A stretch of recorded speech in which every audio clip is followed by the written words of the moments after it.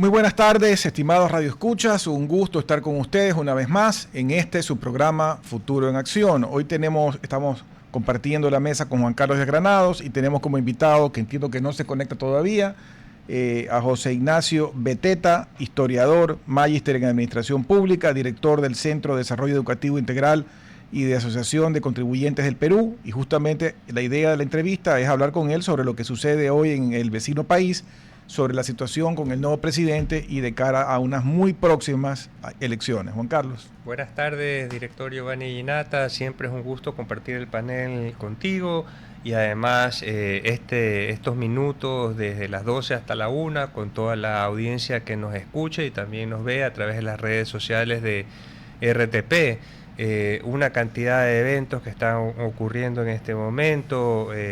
La situación del Ecuador en la CAN, demanda contra demanda por la tasa arancelaria impuesta por Ecuador a Colombia.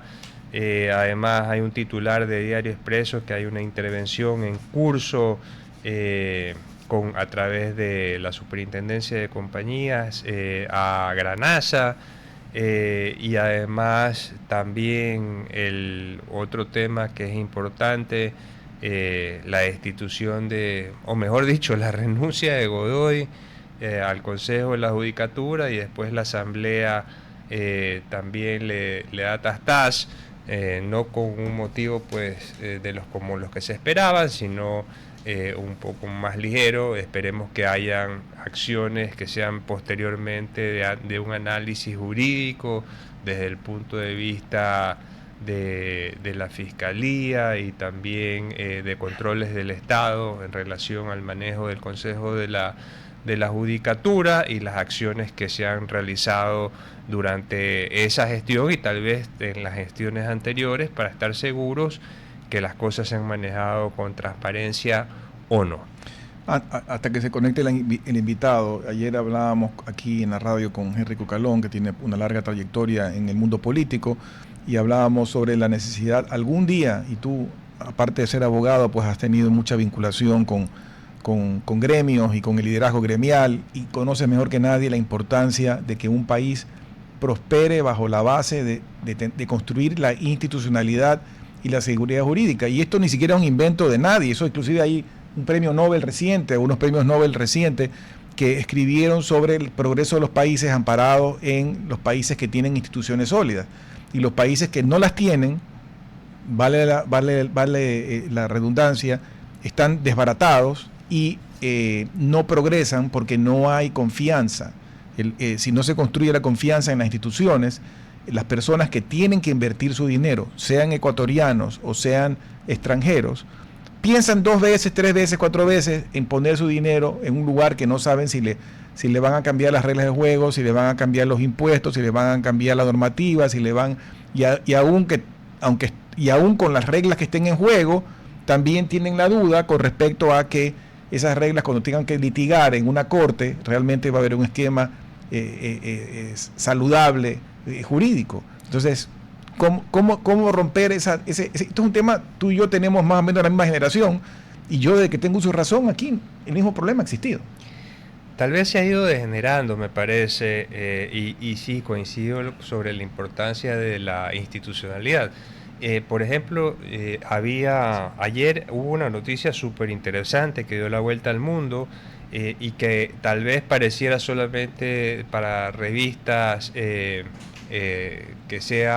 no sean desde el tema de vista político, pero sí para algo que habla sobre la institucionalidad del Reino Unido.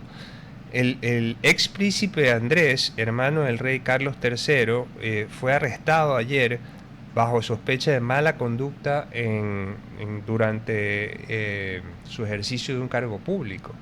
Y eso dice mucho de la institucionalidad del Reino Unido, pero no solamente que dice mucho sobre la institucionalidad del Reino Unido, porque es como súper fuerte, claro, ese acontecimiento, pero además eso va a tener implicaciones a nivel mundial, porque estamos hablando de esta red de contactos que tenían. O sea, alguien como él, que fue parte de la corona británica y que en teoría pues se puede considerar blindado ante estas cosas, estamos hablando de un país que, digamos, primero la corona le quita sus títulos y segundo, el país con sus autoridades, sin importar ese antecedente, va y lo agarra. Entonces quiere decir que ahí no hay nadie compadrino. Ahí el que tiene que dar la cara a la justicia, no importa quién seas, no importa dónde naciste, no importa qué dinero tengas, igual tienes que rendir cuentas a la justicia. Y los que estaban enredados en ese asunto van a estar temblando seguramente porque sus respectivos países también están pidiendo lo mismo, es decir, que haya institucionalidad, que haya seguimiento de esto y que es un caso súper grave. Y creo que tenemos a nuestro invitado en este momento. Gracias por conectarte, José Ignacio. Para las personas que recién se enganchan, estamos conectados ahora con José Ignacio Beteta, historiador y magíster en Administración Pública.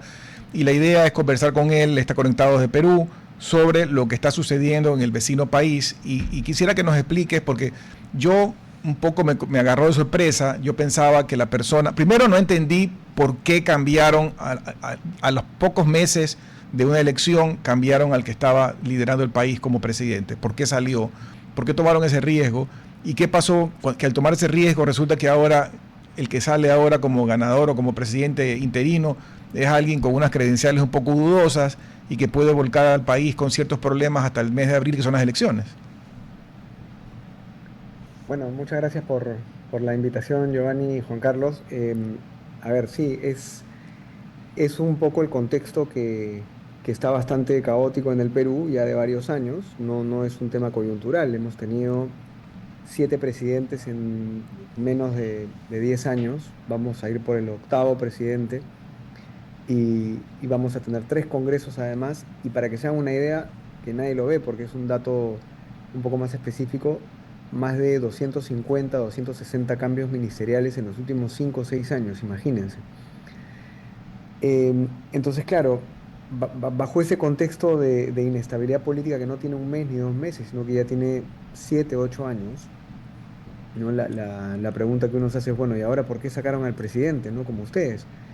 Y la razón es que este congresista que había recibido el encargo de la presidencia, que es interesante hacer la distinción, José Gerí, entra al Palacio de Gobierno, se empieza a encargar de la presidencia y no pasaron ni 2 meses y fue envuelto en un escándalo porque encapuchado con lentes oscuros y en la noche se fue a reunirse a un restaurante con un empresario chino del cual tenían varias sospechas, negociaciones con el Estado oscuras, evidencia, digamos, de haber tenido incluso incumplimientos de contratos con el Estado, y que era un actor chino representante de varias empresas chinas en el Perú. Entonces, encapuchado y en lentes oscuros llega a este restaurante el presidente de la República Peruana, encargado de la presidencia, y a partir de ahí se gatían ya una serie de más escándalos del pasado, informaciones sobre contrataciones pues que podrían ser cuestionables en su gestión, en esta gestión de 3, 4, 5 meses. Los partidos políticos en campaña, en plena campaña electoral, como bien dices, no podían dejar pasar esto ni hacer caso omiso, ni mostrarse indiferentes, porque evidentemente el pueblo, la ciudadanía los iba a repudiar. Entonces salieron pues a gritar, vociferar acerca de la inmoralidad del presidente y que había que sacarlo, y lo que tocaba de la censura del congresista, ¿no? Claro, lo que ha pasado, que es lo más paradójico e irónico, es que estos partidos más de derecha que decidieron sacar a José Gerí no tenían una buena candidata, o en todo caso no la fortalecieron para que asuma la presidencia de la República, y ha terminado ganando las elecciones en el Congreso para encargarse de la presidencia de la República un congresista de Perú Libre, que es el partido político del cual Pedro Castillo fue representante y que ahora está en la cárcel. O sea, nos ha vuelto a gobernar el partido político al que sacamos, entre comillas, digamos, a patadas, hace 3 años, porque eran corruptos, porque estaban literalmente copando el Estado con gente corrupta, y que dio un golpe de Estado este presidente Pedro Castillo como presidente, lo sacaron y está en la cárcel, ¿no? Lo encarcelaron, Bueno, ese mismo partido que en el 2021 empezó a gobernarnos va a ser el partido político que probablemente ya uno ni sabe, ¿no? Termine gobernándonos hasta el 28 de julio, que es el cambio de mando, aunque las elecciones son el 12 de abril, la primera vuelta, ¿no? Eh, a ver, acá desde también casos similares, ¿no? Nosotros tuvimos desde 1996 al 2007, también tuvimos 8 presidentes, ¿no? Si contamos a Rafael Correa, que desde que se inicia ya un periodo en el cual dejamos de cambiar de presidentes constantemente. Así es que me siento súper conectado a lo que está ocurriendo en Perú. Además yo tenía una foto con José Vizcarra, con el presidente Vizcarra, perdón, no es José Vizcarra, sino... y no sé si poner o no la foto, pero en todo caso ahí te encontramos ciertas similitudes. Ahora, dicho esto, teníamos... Yo tengo esta visión del Perú, de esta institucionalidad. Me gusta que en la Constitución del Perú hayan estos contratos leyes que ha permitido que venga la inversión extranjera con un poco más de seguridad. Han hecho esto, firmaron junto con Colombia se adhirieron a un acuerdo con los Estados Unidos. Me parece que el Banco Central también tiene mucha institucionalidad hay posiciones jurídicas muy fuertes en el Perú que ayudan a que ocurra estos hitos, como el puerto de Chancay, que ahora tiene pues una serie de conversaciones, pero en términos generales pues recibe más inversión extranjera directa que el Ecuador, creo que por todos estos factores. Entonces, ¿hay institucionalidad o no en el Perú? Qué buena pregunta. Hay una institucionalidad macroeconómica en donde lo has resumido muy bien. La constitución política tiene varios candados muy positivos. El Banco Central de Reserva es una institución estable e independiente del poder político, totalmente independiente del poder ejecutivo, del poder político. Y por otro lado tienes, digamos, una inversión en minería y en temas de extracción, tanto minería, gas, agroexportación, también actividades primarias muy fuertes en el Perú, que siguen moviendo la máquina. Los tres motores del Perú son la minería, la agroexportación y la pesca, hidrocarburos, si quieres, junto con minería. Entonces, esos tres, cuatro motores son los que pagan el 80% del impuesto a la renta. Y hay un dato muy interesante. En el Perú, 600 empresas, no más de 600 empresas, lo juntas en un auditorio a los gerentes generales de estas empresas, pagan aproximadamente el 70% del IGB, Wow. del impuesto a la venta, imagínate. Entonces, ¿por qué te digo estos datos? Porque esa institucionalidad macroeconómica es absolutamente contraria a la informalidad totalmente, digamos, crónica, de metástasis en la que vive el Perú, porque tenemos en promedio más del 70% de informalidad, pero en varias provincias llegamos al 85 al 90% de informalidad. Es decir, cuando ocurren estos hechos políticos, hay dos institucionalidades que nos soportan.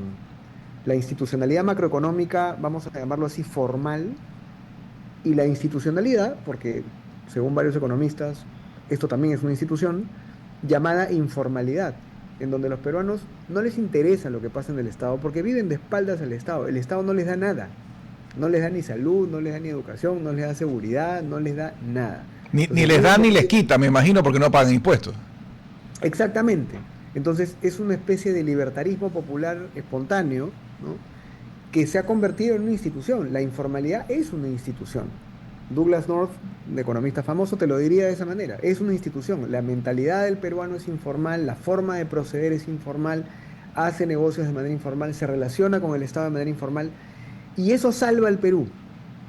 Porque dado que es tan informal el país, podrías poner cuatro presidentes más en los siguientes 6 meses y la gente va a seguir sobreviviendo. Claro, tercer elemento de la respuesta para tu pregunta es, esto tiene corto plazo, porque Yo recuerdo claramente, estaba más joven, digamos, pero en los 90, fines de los 90, cuando pasaron todas estas crisis en Ecuador, eh, eran los 90. Es decir, no tenías una velocidad de crecimiento con tecnología, con inteligencia artificial, como la tienes ahora. Entonces, la precariedad de un país que tiene un estado precario como el Perú, ¿no? O sea, la mediocridad institucional, la precariedad del país, del Perú en este momento, no es la misma que en los 90. Hoy día te pasa la factura mucho más caro. O sea, te cuesta mucho más caro ser un país informal, inestable y políticamente caótico. Porque realmente la velocidad de la economía y la velocidad de crecimiento de tus países competidores es mucho mayor. Entonces, no es tan así. Ya se nos van acabando, digamos, las oportunidades. Y claro, hay instituciones del Estado que van siendo copadas por estos presidentuchos que ya nadie conoce, ¿no? Y que ya tú preguntas la lista de presidentes peruanos en el colegio y calculo pues que los alumnos se pondrán a llorar, ¿no? Entrarán en estrés y en crisis porque ya ni se acuerdan. Entonces ponen ministros que también son recontra desconocidos y que nadie entiende. Y esos ministros empiezan a copar el Estado con gente informal, con gente que no tiene las capacidades ni siquiera los requisitos cumple para poder ocupar el cargo público del que lo han llevado. Ese es el Estado peruano hoy día cada vez más informal, precario, lleno de gente que no tiene capacidad Pero para legislar, para gobernar. en esa descripción que haces, se parece en algo, lo que tú mencionas al Ecuador, tal vez con algunas diferencias, pero se parece en algo. Los ministerios, sobre todo los más importantes a nivel del aporte social, salud, educación, esos, si estás bajo un mando volátil de cambio de ministro, etcétera, me imagino que su performance o su desempeño debe ser paupérrimo. Sí, sí, y esto pasando al tema de los servicios públicos, creo que es un mal regional, tienes razón. O sea, cuando uno ve Ecuador, bueno, hay grados, ¿no? Yo creo que Ecuador y Perú incluso están en una situación institucional muchas veces frágil, con estados ineficientes, ¿no? Que tienen servicios públicos a veces ineficientes. Claro, si tú te vas a Venezuela o te vas a Bolivia, es como ya ver a los hermanos que están en Peor, drogas. claro. Pero claro, tienes mucha razón. Salud y educación, por ejemplo, que son los dos pilares de cualquier desarrollo económico, desarrollo integral, en el Perú están pésimos, están pésimos, ¿no? Y eso refuerza ese círculo vicioso de que no puedas cambiar de mentalidad y de condiciones estructurales al país en los siguientes 10 15 años porque tus chicos están creciendo además con malnutrición. Acá en el Perú el promedio de malnutrición es tremendo, es más del 40% promedio, 40% de niños que en su primera infancia sufren de malnutrición, de desnutrición. Es increíble. Okay. Entonces sí, creo que en nuestra región estamos viviendo esta especie de contradicción, ¿no? Entre una economía boyante, con tecnología, con inteligencia artificial, con un mercado de valores y de consumo sumamente acelerado, sofisticado, pero estados que se han quedado precarizados, o sea, que no tienen la capacidad para responder a esta nueva dinámica económica, a esta nueva dinámica tecnológica, ¿no? Creo que todos los estados del mundo están viviendo esa agilidad que ofrece la tecnología y esa transparencia que ofrece la tecnología. Entonces, no es que nos enteramos 2 días después o vemos el partido de fútbol en Alemania, lo vemos todo en tiempo real. Entonces, si alguien tiene uñas largas, pues nos enteramos 2 minutos después de lo que ha pasado. Hay cámaras por todos lados. Entonces, estamos muy informados. Y me parece que le ha costado a todos los estados del mundo poder adaptarse a ese nuevo sistema. Antes se podían esconder cosas bajo la alfombra, pero ya... Cada vez menos. Ya, ahora cada vez menos. Claro, y tanto para el sector público como para el sector privado. Es decir, esa gente que te decía, no es que mi capital está... cada vez hay menos paraísos fiscales, todas las autoridades tributarias se han puesto de acuerdo, hay mucha trazabilidad. Entonces, ¿cómo? Yo creo que hay una oportunidad ahí. Es decir, creo que hay una oportunidad porque si todos estamos así, entonces como que nos igualamos en las condiciones del juego. ¿Cómo podríamos explotar eso actualmente Perú y Ecuador? Bueno, lo que siempre hemos tenido Perú y Ecuador en términos comerciales, culturales, incluso migratorios y territoriales, es una vinculación sumamente fuerte, poco explotada además, ¿no? Muy poco desarrollada, creo yo, para un contexto en el cual necesitas estar demasiado pegado a tus aliados. Yo me sorprendo a veces, en este momento no tengo los números, pero fortalezas, digamos, en la relación económica con Chile que con Ecuador, ¿no?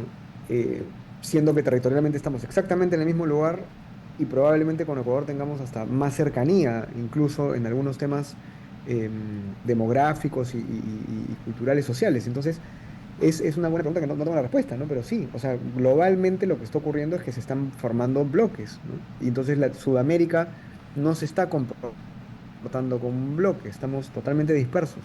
Claro, Mira la Unión Europea, mira, digamos, claro. inclusive comenzábamos con otro invitado en unos días hace unos días con respecto al tema de los bloques, y dentro del contexto de lo que pasa en América como tal, en el tema en el mundo, ser un bloque fuerte no se ha estructurado. Mercosur tiene pues su intento, ahora firman un acuerdo con Europa que ha generado reacciones en algunos sectores en Europa, pero nosotros en la parte andina, la famosa comunidad andina, ha hecho algunas cosas, pero no en la parte práctica. Lo comentábamos el otro día, creo que contigo, Juan Carlos. Yo veo, no sé si están homologados los ritos sanitarios, los tickets de avión para ir a Perú, Colombia son más caros a veces que irse a Europa o Estados Unidos. No hay no veo que haya proyectos regionales. Me invento yo, un tren rápido, por ejemplo, cosas de esas que pudieran ser proyectos multinacionales, regionales, no los veo. Entonces, no, yo creo que falta mucho por hacer, se quedó mucho en lo político, en el discurso, en esta idea lírica, digamos, de la comunidad andina, pero en la parte práctica que puede fortalecer más la unión de los pueblos, yo creo que falta todavía mucho por hacer, ¿no? Claro, y para eso necesitas estados, no fuertes, grandes ni tremendos, sino simplemente estados, como ustedes decían, eficientes, transparentes, que usen la tecnología, que digitalicen, que transformen, digamos, procesos engorrosos en cosas simples y pragmáticos, ¿no? Pero sobre todo sostenibles, ¿no? Entonces, claro, ¿qué convenio podría firmar, pues, una entidad del Estado peruano con una entidad ecuatoriana en este momento con 8 presidentes y 300 ministros? ¿Te das Claro. cuenta, no? O sea, es imposible. Entonces, nosotros mismos como peruanos, claro, mencionaba el puerto de Chancay, Juan Carlos, y es como, claro, el puerto de Chancay es un, es otra vez otro premio a nuestros recursos naturales y no a nuestra institucionalidad. Correcto. El Perú va a construir 4 puertos más, lo cual parece grandioso, pero no porque seamos un país desarrollado, sino porque estamos flotando en metales. Correcto. Entonces, claro, es como gracias, pero no gracias. Porque al final es lo que les decía, estas 600 empresas, esta pequeña élite empresarial, esta cúpula empresarial chiquita y corporativa, sigue pagando todos los impuestos, el Estado solamente se fija en ella, ellos siguen avanzando como una máquina y el 80% de peruanos está absolutamente perdido en la informalidad y una sobreviviendo. Sobreviviendo una clase media sumamente apretada, ¿no? Así es. Vámonos a un corte breve y regresamos enseguida. RTP 965, a la conquista del mundo digital. Presenta sus nuevas instalaciones y tecnología de vanguardia. Renovamos nuestro compromiso de seguir brindando contenido útil y de la más alta calidad. Programas de opinión con referentes de la comunicación. Noticias para contar todo lo que está pasando en todo momento. Una variedad de segmentos con lo que necesitas saber. Y asociaciones internacionales estratégicas.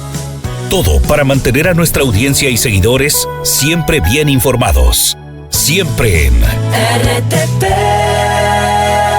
Buena compañía. Gracias por regresar con nosotros a su programa Futuro en Acción. Para las personas que recién se enganchan, estamos conversando con José Ignacio Beteta.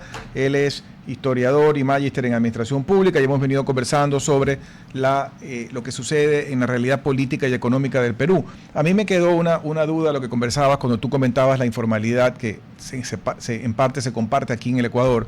Nosotros tenemos una realidad laboral triste en el sentido de que apenas el 30 y pico, tal vez 36%, pero es menos entre el 30 y el 40% de la población económicamente activa en edad de trabajar tiene un trabajo formal, un trabajo adecuado con prestaciones, seguro social, etcétera. El resto está, como se dice en el Ecuador, cuacheleando, en informalidad, en trabajador autónomo o tiene trabajo parcial, pero no está en la formalidad. ¿Cómo es la situación de esas cifras en Ecuador? En Perú, más o menos. Es muy parecido. Yo diría que está un poco menos.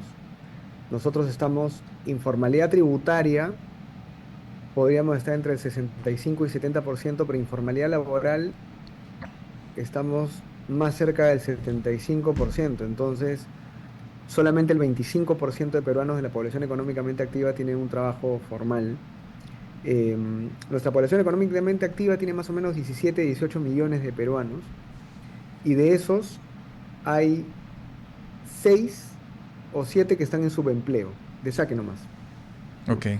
Y de los otros 10, 11 millones, como te decía, hay 2, 3 millones de formales que pagan impuesto a la renta, y los otros son informales y van saliendo de la informalidad a la formalidad, ¿no? Entonces es una relación muy parecida a los dos países. Acá en el Perú, yo sí creo que lo que está faltando con el tema laboral es un cambio y una reforma urgente de la legislación laboral. O sea, aquí ser formal es el problema. El problema no es la informalidad, el problema es la formalidad, ¿no? Porque ser formal es carísimo. Cada vez hay más leyes que supuestamente son pro empleador, pero que terminan siendo pro empleado, pero terminan siendo anti-empleado, porque si le pones muchas normas y mucha regulación al empleador, al final el empleador va a preferir contratar informalmente. Aquí el problema sí tiene mucho que ver con la regulación laboral. Es muy rígida, es de las más rígidas de la región. Tienes muchas leyes, normas, feriados, triples pagos, dobles pagos, permisos, y el trabajador prácticamente puede denunciarte por cualquier cosa y le tienes que reponer el trabajo. Entonces, eso acá complica mucho la situación esta que mencionas, ¿no? De la formalidad laboral, ¿no? Juan Carlos. Así, acá sucede algo similar, entonces hemos tenido resultados idénticos. Y tú mencionabas ahora que un poco el tema del Perú es que tiene todos estos recursos naturales, y a mí me preocupa que hayamos llegado a la etapa de la historia de la humanidad que anticipaban los libros, que decía que al final la humanidad se va a preocupar es por los recursos naturales. Y las cosas que están ocurriendo en este momento, por ejemplo lo de Venezuela, más allá de que me alegro que hayan sacado al dictador Maduro, y comprendo que no hayan podido hacer elecciones más rápido, entiendo que eso está en proceso, pero en el discurso de ayer de Donald Trump estaba que los barcos están saliendo de Venezuela, como él habla, barcos maravillosos saliendo de Venezuela hacia Houston. Entonces, al final, claro, se han liberado algunos presos, políticos, un éxito, como que se ha controlado de alguna manera el sufrimiento venezolano y la diáspora venezolana. Esperemos que esto genere producción y empleo en Venezuela, pero esto también está ocurriendo en otros lugares del mundo. Entonces, en Ecuador también ya estamos hablando de las tierras raras, hay una explotación minera importantísima de oro, pareciera que hay también reservas importantes de cobre, petróleo mal explotado, pero ahí está. Entonces, creo que hemos llegado a esa época. Entonces, de nuevo, oportunidades para ver cómo nos manejamos para poder salir adelante con la prosperidad de la mayor cantidad de personas de la población de nuestros países. Sí, esta época histórica que tú mencionas, a mi parecer, como te mencionaba inicialmente, pasa por un jugador que es la tecnología, que cambia todo. Y entonces, si nuestros países no adquieren rápidamente las competencias y capacidades en el sector privado y en el sector público para estar a la par con la velocidad que tú mencionabas de la información y de la sistematización de procesos y de la automatización de producciones, de líneas de producción, la ventaja que te van a llevar los países que sí lo hagan va a ser tremenda. Yo tengo un amigo mío acá, economista y periodista, Juan José Garrido, que está escribiendo un libro que espero que termine pronto, que habla de eso, de cómo toda la data y la estadística de los últimos 10, 15 años, lo que te dice es que si el Perú no hace ciertas reformas con un buen gobierno, que sea relativamente estable, que por lo menos dure 5 años, ¿no? Lo que debe durar, la línea, digamos, de distancia de otros países más competitivos que están desarrollándose va a ser, o sea, va a ser inalcanzable. La brecha va a ser inalcanzable. Va a ser literalmente inalcanzable. O sea, sí, esto es un futuro en el cual ya ni el historiador ni el futurólogo va a saber cómo va a ser, pero las potencias más grandes, con las corporaciones más grandes, por lo tanto, con las organizaciones multilaterales que dependan de ellas y que sean financiadas por estos gobiernos, por estas naciones y por estas corporaciones, van a terminar mirando a este cúmulo de países subdesarrollados y van a decir, bueno, ¿qué hacemos? ¿Les damos un sueldo mínimo a todos? ¿Les cobramos un impuesto básico? ¿Les damos casitas del mismo tamaño, del mismo color para que vivan ahí? Porque literalmente ya no van a poder sostener este otro universo de países subdesarrollados. Mira lo que está pasando con los procesos migratorios en el mundo. Hasta el más demócrata y progresista hoy día sale a decir la migración ya se convirtió en un problema, esto no puede seguir así. Ahora imagínate que empiecen a aparecer las diferencias entre 10, 15 países en el mundo con los otros 80, 90, la migración se va a terminar. O sea, vas a empezar a tener una línea de países que no va a dejar entrar gente y vas a tener otra línea de países mucho más pobres tratando de entrar a estos países o simplemente viviendo en una condición económica y social muy diferente. O sea, sí nos estamos aproximando hasta cierto punto, ¿no? Obviamente que sin la exageración del caso, a ciertos escenarios medio utópicos, ¿no? Correcto. En donde ya no te puedes imaginar cómo va a ser el mundo de acá en adelante. Y ya cuando ves a los Therians también te da una visión de cómo está El ser humano. el ser humano, ¿no? Sí, Exacto. y en esa línea, digamos, lo que tú mencionas sin querer ser apocalíptico, yo sí creo que aquí o viene un nuevo orden mundial en el sentido de que prime el sentido común, la racionalidad y que construyamos un modelo de mundo distinto, o como tú dices, vamos a hacer un escenario distópico radical donde vamos a vivir en esas películas como las de Mad Max, digamos, que vivimos en un mundo totalmente caótico, anárquico y quién sabe, cuídese que pueda, ¿no?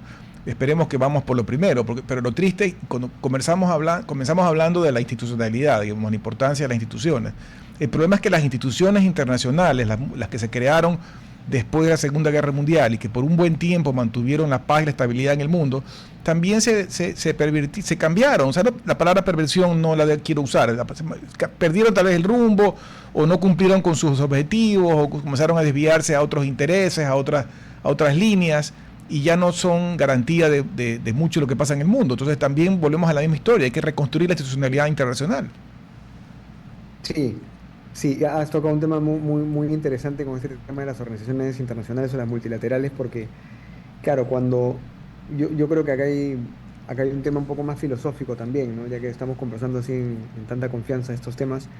La filosofía ilustrada, la filosofía más racionalista, digamos, del siglo XVIII, Hegel y estos filósofos muy importantes, muy grandes, siempre pensaron que la razón humana iba a converger, ¿no? Iba a llegar a un punto en el cual tanto libertad como seguridad, ¿no? Amparadas en el conocimiento humano casi perfecto, iban a ser garantizadas, ¿no? O sea, un ser humano racionalmente eh, balanceado, inteligente, evolucionado, sensato, decente, ¿no? Moralmente superior, iba a ser una persona que vivía en seguridad y a la vez en libertad.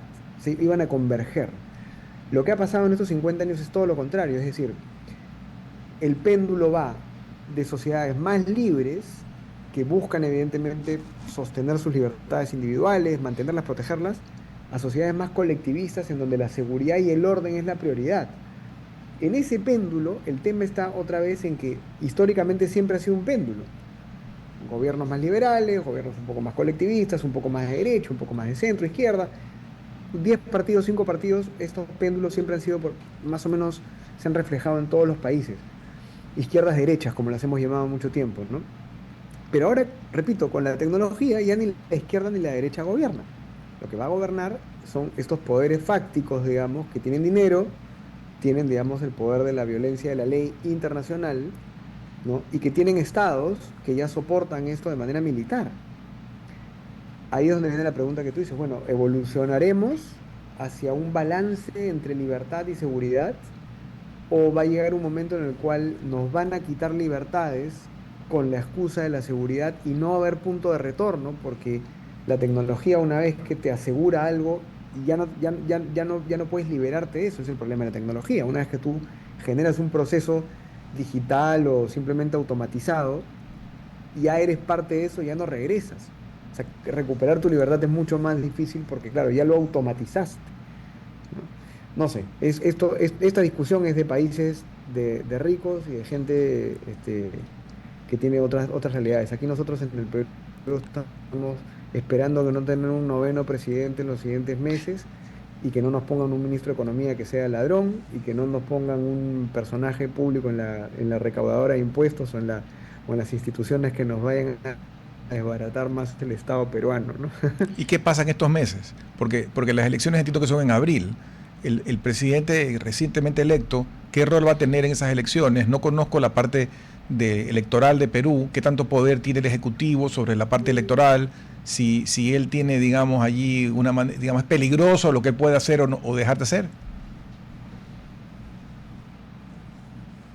Es peligroso por el recurso económico, como siempre, por el presupuesto del Estado. Y es peligroso, evidentemente, porque el presidente actual va a marcar la agenda. Entonces va a ser un distractor. Y ese es un problema muy grave. Porque está copando un espacio caótico, crítico, que no debería estar copando. No deberíamos tener un nuevo presidente haciendo cosas y gobernando a un mes de las elecciones. Y este señor entra como el nuevo presidente a ver qué hace. Entonces, el distractor es muy malo porque el peruano entonces empieza a distraerse, repito, y a no pensar en votar bien conscientemente, sino que va siendo guiado, digamos, por esta coyuntura ruidosa de este presidente que va a marcar la agenda, ¿no? Entonces, yo creo que esos son los dos peligros: el peligro del presupuesto del Estado, que definitivamente a través de otros políticos que están dentro de las instituciones y que son de partidos políticos amigos pueden echarle mano a eso, y ya se ha visto muchas veces antes. Pero el peligro más grande quizás para mí es este que te digo, ¿no? O sea, entre tanto ruido, terminas no eligiendo bien. Y esto, para terminar, sumado a algo que es gravísimo, y es, tenemos 36 candidatos a la presidencia de la República. 36, imagínense. Entonces, el que tiene mayor puntuación en este momento, ay caramba, mayor, el que está primero en las encuestas, ¿no es cierto?, tiene 12%. 12%. 12. 12. ¿Y de qué línea Entonces, es de derecha, pero ¿con qué legitimidad gobiernas con 12% de intención de voto? O sea, la palabra que se me había ido, ¿no? O sea, la intención del primer lugar de voto es de 12%, el segundo es 8%, 7%, el tercero es 5%. Son enanos, son políticos enanos. Entonces, el que pase a segunda vuelta va a ser un enano sin legitimidad, al cual el pueblo va a tener que elegir por descarte, otra vez, sin una convicción y sin una claridad de por quién estoy votando, sino simplemente va a despertar el 13 de abril, el 14 de abril, después de las elecciones de la primera vuelta, y va a decir: muy bien, ¿a cuál de los dos payasos tengo que contratar? Déjame ver cuál está, porque no lo conocía tampoco. Y en este mes y medio que falta, todavía ni siquiera se sabe bien si es que ese primer lugar va a pasar, porque hay más o menos un 40% de no sabe, no opina, que no ha elegido su voto. Entonces, tienes 40% de no sabe, no opina, y tienes el primer lugar con 12%, en este mes y medio puede pasar cualquier cosa. Cualquier cosa, puede bajar 3, 4 puntos y subir 1 a 9 y ganó con 9. Y claro, la primera vuelta, digamos, ¿no? Vamos a ir a segunda vuelta de todas maneras. Entonces, lo que viene ahora es una campaña muy fuerte electoral en el siguiente mes y medio, el 12 de abril, que cae domingo, elecciones de primera vuelta, y ahí mismo se define la segunda vuelta, que suele ser el 6, 7 de junio, el primer domingo de junio, ¿no? En esas fechas. Entonces, eso es lo que nos toca ahora, pero como les decía, lo preocupante es que no son unas elecciones en las cuales se preocupa y todo se ocupa en el ámbito electoral, sino tenemos este presidente haciendo bulla, hablando y saliendo, y claro, porque está nuevo, pues escobita nueva, ¿no? Empieza a barrer y empieza a decir cosas, que yo voy a cambiar esto, que voy a hacer lo otro, tiene que elegir ministros, entonces todos van a estar pendientes en qué ministros elige, mientras que las elecciones dispersas, con candidatos pequeños y con un mes y medio y una población que no se ha involucrado y es indiferente. Y Dos preguntas ahí. Uno, cuando ocurren esas circunstancias de cierta inestabilidad, porque claro, el presidente nuevo, como tú mencionas, habla mucho porque necesita el micrófono. Y por otro lado, seguramente eso genera inestabilidad o no genera inestabilidad. Es decir, si yo estoy en el Perú y tengo una empresa, digo, a ver, yo tenía pensado comprar una máquina más, pero mejor no, y veo qué es lo que va a pasar con esto de aquí. Sí, volvemos al ejemplo este de macro-micro, ¿no? Si tú tienes una empresa pequeña, mediana pequeña, digamos, que trabaja en sectores de retail o consumo, industrias, agricultura, todo sigue igual. En casi todos los sectores, la economía sigue. Es parte de lo que conversamos al inicio de la entrevista, ¿no? Esta conversación de esa estabilidad macroeconómica, financiera buena, muy buena que tiene el Perú. Si eres una empresa grande, si tienes una empresa grande y tiene contratos, concesiones, licitaciones, obras, estos 6 7 años han sido un desastre. Claro, las empresas grandes son las que más aguante tienen a la vez y por lo tanto saben navegar en esas épocas porque son grandes. Pero en grandes proyectos, por ejemplo, hay muchos que están paralizados, hay muchas obras paralizadas en el Perú, miles de obras públicas paralizadas que debieron haber sido ejecutadas por empresas privadas, ¿no? Claro. Entonces, contratistas del Estado que son medianos grandes la están pasando mal, contratistas grandes o empresas privadas que tienen contratos o concesiones o alianzas público-privadas con el Estado no les ha ido muy bien por esta inestabilidad, porque en esas cosas grandes, ahí sí es donde ministros, presidentes y la alta dirección es la que firma y la que toma decisiones, ¿no? Entonces, si han habido 10 ministros, 8 ministros de un sector en los últimos 5 o 6 años, definitivamente no ha estado tan simpático el negocio para ti, ¿no? Pero claro, es muy diferente lo que pasa arriba en estos proyectos grandes y empresas grandes con lo que pasa abajo. Abajo, la economía sigue. Nos quedan 5 minutos y hablando de en el Ecuador, no sé, pues yo creo que en Perú es distinto, pero en la constitución vigente, que es la que se cocinó en la época de Correa, se acentuó el hecho de que los sectores que llaman estratégicos, por ejemplo, energía, petróleo, etcétera, tienen el control, digamos, monopólico del Estado y en cierto momento puede delegar o puede concesionar, pero básicamente el Estado hace y deshace y decide. Sin embargo, como mencionaba Juan Carlos, en el petróleo la producción ha caído, hemos tenido problemas recurrentes con el sector eléctrico al punto de tener en algunos años apagones importantes. ¿Cómo funciona esto en Perú?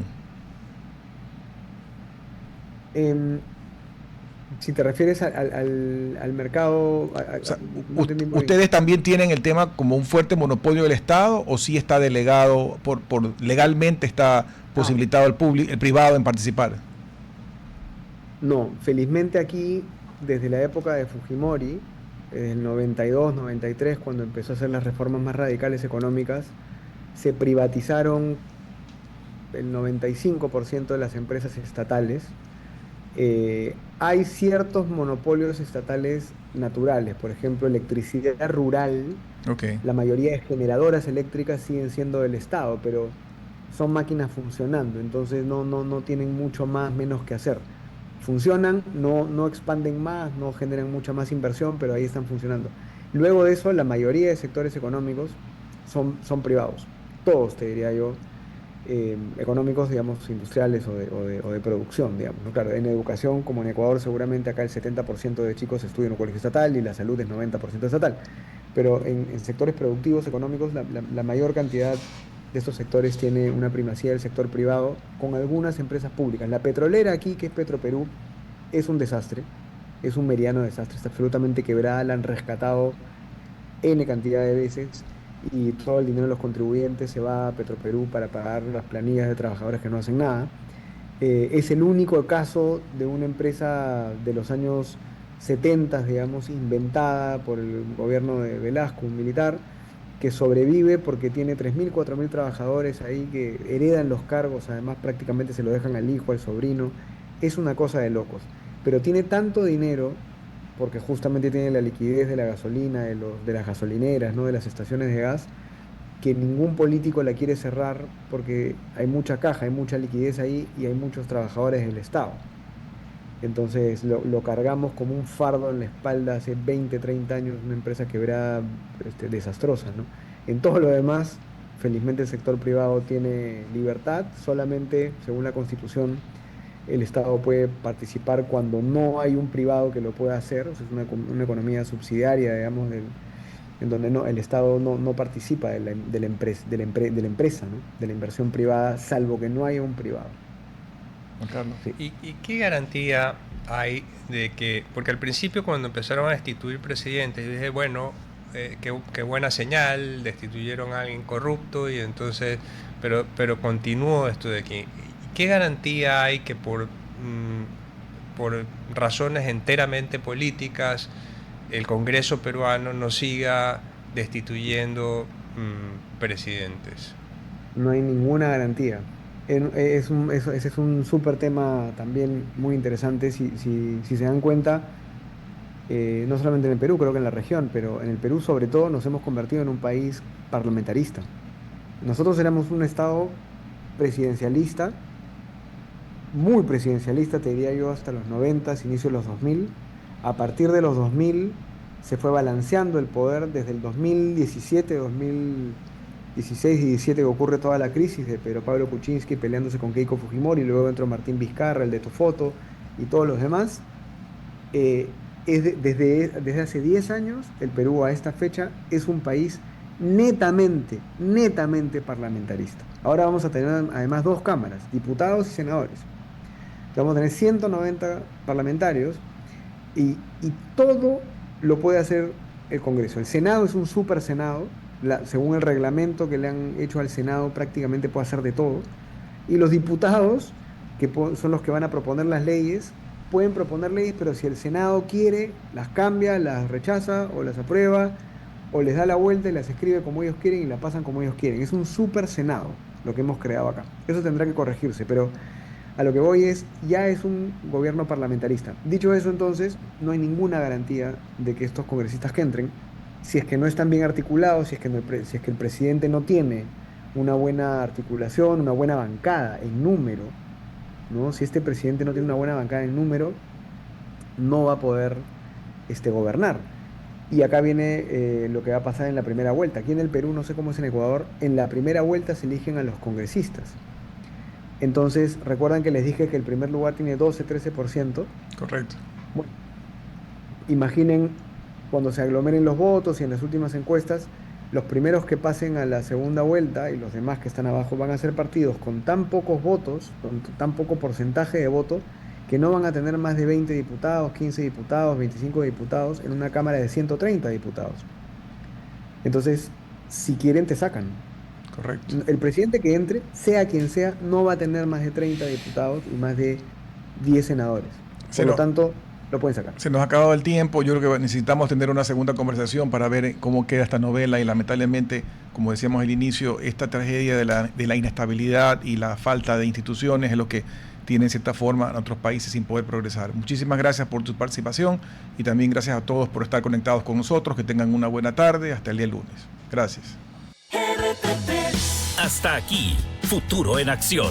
Control Master Marisela Basantes. Transmisión digital Gerardo Díaz. Redes sociales Erika Eras. Edición Oscar Saavedra. Dirección Javier Gamboa. Todos los derechos reservados. RTP 2026.